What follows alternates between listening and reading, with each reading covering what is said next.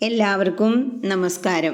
ഇന്ന് നാരായണീയം ദശകം 12-ലെ 2-ാമത്തെ ശ്ലോകത്തെക്കുറിച്ച് ചിന്തിക്കാം.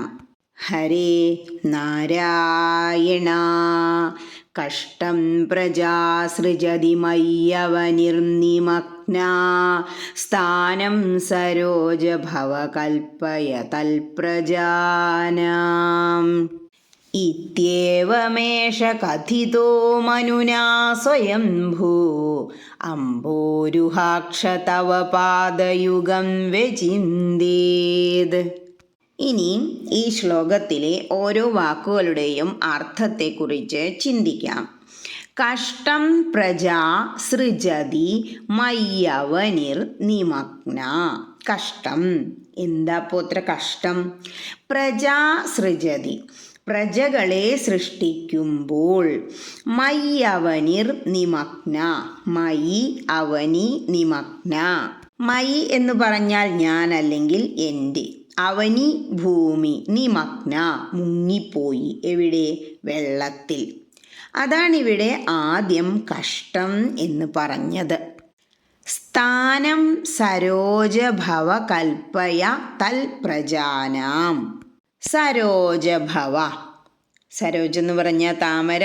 താമരയിൽ നിന്നും ഉണ്ടായവൻ, അതായത് ബ്രഹ്മാവ്. ഹേ ബ്രഹ്മദേവാ. സ്ഥാനം കൽപ്പയ തൽപ്രജാനാം.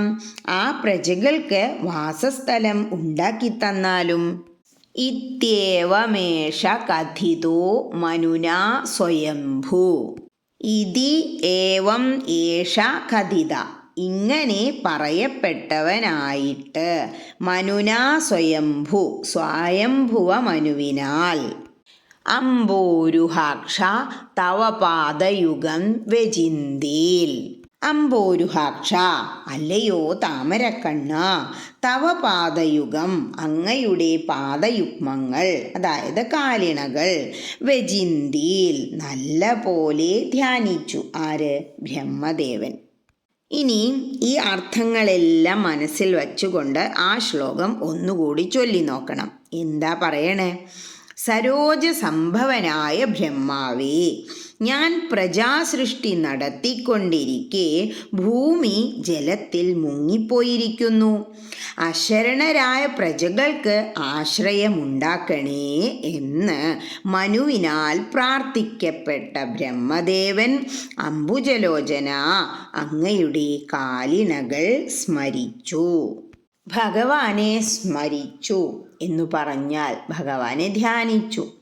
ധ്യാനം കൊണ്ട് ഭഗവാനെ മനസ്സിൽ തെളിഞ്ഞു കണ്ടു ബ്രഹ്മദേവൻ. അപ്പോൾ ആ ഭഗവാനോട് മനസ്സാ ദുഃഖം ഉണർത്തിക്കുന്നതാണ് അടുത്ത ശ്ലോകം. അതുപോലെ ഈ ശ്ലോകത്തിൽ അംബോരുഹാക്ഷ എന്ന് വിളിക്കുന്നുണ്ട്. അതായത് അംബോരുഹാക്ഷൻ എന്ന് പറഞ്ഞാൽ, അക്ഷി എന്ന് പറഞ്ഞാൽ കണ്ണാണ്. കണ്ണിൻ്റെ അഴക് മാത്രമല്ല, ഭഗവാന്റെ ആ പ്രസാദം ആണ് ഇവിടെ കാണിക്കുന്നത്. കാരണം ഭഗവാന്റെ കണ്ണുകൾ കരുണാസമുദ്രങ്ങളാണ്, പരമദയാലുവാണ്. അതാണിവിടെ എടുത്തു കാണിക്കുന്നത്. ഇതേ വാക്ക് ഹരിനാമകീർത്തനത്തിലും കാണാം. ഹരേ കൃഷ്ണ.